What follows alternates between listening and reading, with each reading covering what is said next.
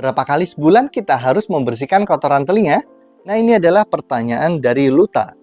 Dok, berapa kali sebulan harus membersihkan kotoran telinga? Kalau nggak dibersihin, malah membuat kotoran telinganya berkumpul lalu menutup lubang telinga, sampai menyebabkan suara tidak terdengar.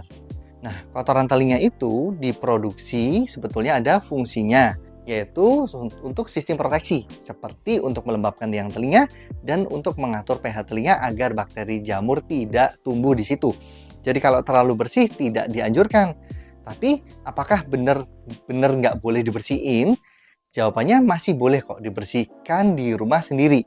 Paling 2 minggu sekali atau sebulan sekali udah cukup. Tapi ada syaratnya, harus dibantu orang lain. Karena kalau nggak dibantu orang lain, nanti malah kedorong ke dalam dan membuat iritasi pada telinga kita. Bersihin telinga anak lebih aman pakai obat tetes telinga aja? Nah, ini adalah pertanyaan dari Sisilia. Dok, untuk bersihin telinga anak-anak gimana dok? Soalnya kakek pola anak-anakku dok. Apakah lebih aman kalau pakai obat tetes telinga aja? Obat tetes telinga itu aman kok. Bahkan ada yang dijual bebas untuk melunakkan kotoran telinga. Tapi harus digunakan secara bijak. Dan harus dipastikan kotoran telinganya itu ada. Karena kalau misalkan nggak ada, itu malah bikin iritasi pada telinga anak. Bisa iritasi. Dan kalau misalkan lebih 2 hari ternyata kotoran telinganya masih ada, disarankan tetap ke dokter THT.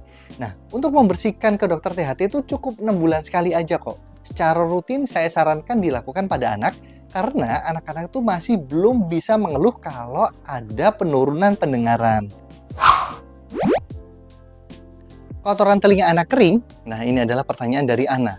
Pertanyaannya itu menanyakan kalau kotoran telinganya anaknya kering seperti serbuk. Walaupun menggumpal tetap kering. Nah, penyebabnya apa ya dok? Apakah berbahaya? Jawabannya, kotoran telinga kering ataupun basah itu bergantung masing-masing orang. Jadi tidak sama dengan satu dengan yang lainnya. Bukan berarti yang kering ada penyakit tertentu, yang basah ada penyakit tertentu. Jadi bisa karena faktor yang dibawa sejak lahir. Jadi kondisi ini tentu tidak berbahaya. Kalau memang ragu pada kondisi ini misalkan berlebihan banget, mengganggu sering infeksi, atau sering menyebabkan nyeri, atau malah ada gangguan pendengaran, itu wajib untuk dicek ke dokter.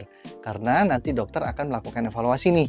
Kasus ini sebetulnya normal, sel kulit mati biasa aja, atau ada penyakit tertentu.